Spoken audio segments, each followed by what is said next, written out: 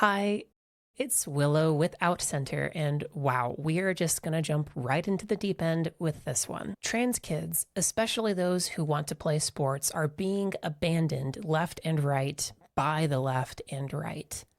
We're gonna talk about why this is happening and why this is a politically unsavvy and ultimately ethically anemic approach to civil rights. This is No Silly Questions, our show all about LGBTQ FAQs and fast facts. There are no silly questions, so ask your own at outcenter.org/questions. Look, we already know how some politicians feel about LGBTQ folks, and it's worse when so-called or self-proclaimed inclusive folks start throwing their support of queer people in the trash. It's even worse when gay and trans leaders start following this trend. Some of these folks just get quiet when asked about trans rights or queer kids in sports, and some start talking about compromise or getting upset about ideological purity, as if defending rights makes you some kind of stick-in-the-mud Puritan. It's especially concerning considering who's being targeted: transgender kids. Politicians just don't like picking on people their own size, and so young queer people have been made the bad guy in this particular round of propaganda. Okay, so why is this happening? We can make sense of this by understanding a concept called the Overton Window. This concept refers to a range of policies or ideas that the general public considers to be acceptable or mainstream. But this window can be moved. Extremist and power-hungry groups are using this shifting Overton window as a deliberate strategy.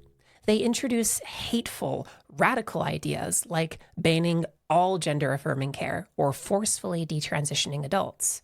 These ideas are horrifying and are out of the mainstream range of acceptable beliefs. However, this is just the start of the strategy. By starting the public debate from one of these extreme positions, they anchor their next plays in things that sound more reasonable, comparatively speaking. And this is the position of compromise. So they say, okay, we won't ban all gender-affirming care, just the gender-affirming care for minors. Suddenly, this position, a position that is ethically, scientifically, and politically lacking, is considered to be more moderate, a respectable place of compromise. But this is just an artificial, rhetorical bait and switch. The people behind these arguments are counting on uninformed populations and position-seeking politicians to keep these arguments going. And by shifting the Overton window closer to an absurd position, it becomes easier and easier for the extreme to enter the mainstream. Now, I want to talk about some of the excuses employed to leave out trans kids or throw them under the bus. And I call them excuses because I don't consider them arguments. They're not made in good faith. They're not thinking about safety, protection, science, and all of the other things that we normally use to come up with good opinions. These are just excuses, so we're going to talk about them that way. Here's the first excuse. Trans girls have a biological advantage in sports. And note they're always talking about trans girls here. It's not like misogyny hasn't invaded this conversation, has it? Well, the counter-argument for this is straightforward and simple. It completely ignores the science of gender-affirming care. But at least when people deploy this excuse, we can be thankful they're showing their ignorance about these issues. When a trans youth has access to hormonal medical care, like puberty blockers, biological advantages are suppressed. Further, according to the Canadian Centre for Ethics in Sport, and I quote, biomedical factors in male puberty do not predict athletic performance. So what factors do relate to athletic performance? Social factors, such as nutrition, training, and access to equipment. And that's a great segue into our second excuse. And that second excuse goes something like having trans folks in sports is unfair to cisgender people, especially cisgender girls. The counter-argument is also straightforward. First, as mentioned, if we're talking about male puberty as the reason for supposed unfairness, we've already covered that, and that point is moot. But as mentioned, if, and that is a big if we are actually talking about fairness, let's for real talk about fairness. Sports, to begin, are simply not fair. Michael Phelps has an unfair advantage over other swimmers because his lungs hold a significantly larger amount of air. His body produces a significantly lowered amount of lactic acid, leading to decreased fatigue.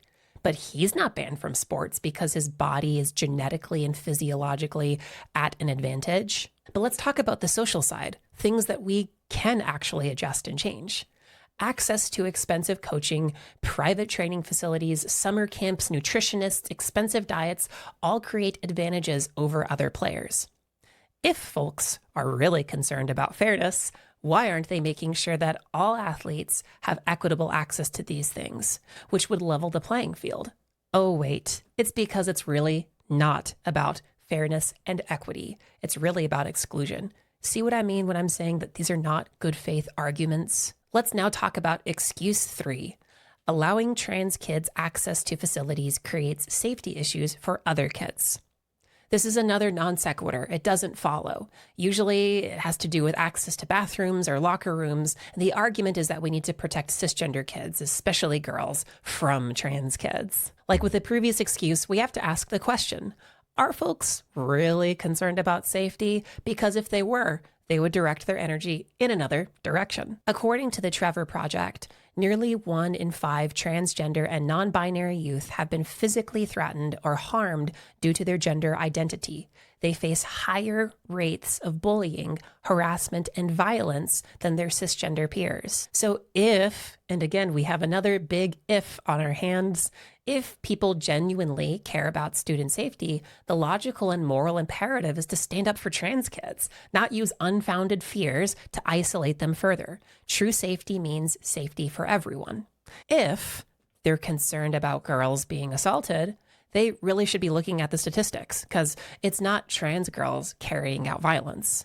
Actually, at statistically higher rates, it's white males, including those who get elected to our nation's highest office. Yep, sure looks like they're consistent in their claim about protecting kids. All right, let's talk about excuse 4, and it's this. Trans kids make up such a small part of the population. We have bigger issues to worry about. Come on, we need to all get on the same page here and forget about trans kids. This, in my opinion, is the most cynical excuse. At least the other ones, to those who aren't familiar with the arguments, might have some merit. But this one is just incredibly poor logic because the size of a population is not relevant or not to whether they should have rights. But let's play along to see if this logic is internally consistent. We can see if this is cogent and valid reasoning by extending the argument. We can ask, is there a magic number where someone is granted rights? Is it 5%, 10%? And further, how does one establish the criteria for this hypothetical threshold? Do you see how quickly this argument falls apart? Because it's not connected to anything. Rights and safety is not connected to certain numbers, right? Nobody wins awards because they only got into one car accident while they were out driving. The goal is not to have any. And in this case, we want to make sure that nobody is having their civil rights threatened. We can't just throw away a small part of the population just because they're a small part of the population. Now, I want to reframe this conversation. What if these same arguments against trans kids were used in a different civil rights context? Imagine it's the 1960s during the fight for racial desegregation. Picture a progressive politician, or perhaps a moderate, saying, look, I'm for desegregation, but we need to compromise. Black athletes have a biological advantage over the white athletes, so it's not fair to let them share in sporting events. Well, according to Huey and Goss's 2015 article, this was something that was said during the 1930s, during the times of the Olympics and so forth, along with other racist stereotypes and ideas, including that physical strength was also a sign that those bodies were more likely to cheat or be violent. Do you hear how disgusting and bigoted those attitudes are? They're not based in any sort of reality, just in people's bias. Again, picture some progressive politician in the 60s saying something like, we need to consider the safety of white customers who might feel uncomfortable sharing the same water fountain. Seriously, do you hear how backwards, prejudiced, and just gross these arguments, or rather excuses, are? Because they are. These same arguments were used in the 30s, 40s, 50s, 60s, 70s, and through today, to be honest. And They've been recycled and regurgitated to uncritical audiences today just about trans people. When we hear these arguments about Black folks in the civil rights era, we know that it's wrong to exclude people on the basis of their identity. And guess what? Black athletes and others were excluded on the basis of being Black.